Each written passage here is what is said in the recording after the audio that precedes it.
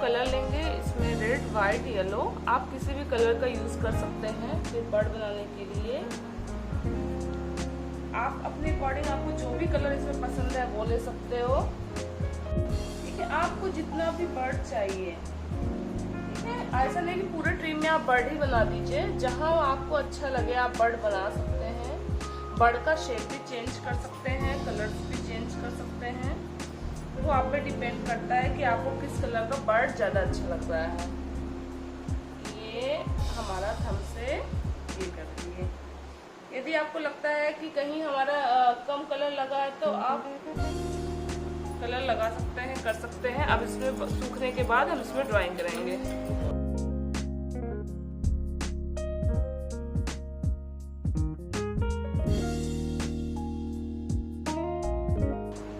हम हिरन बनाएंगे। हिरन बनाने के लिए हमने ये थंब लिया।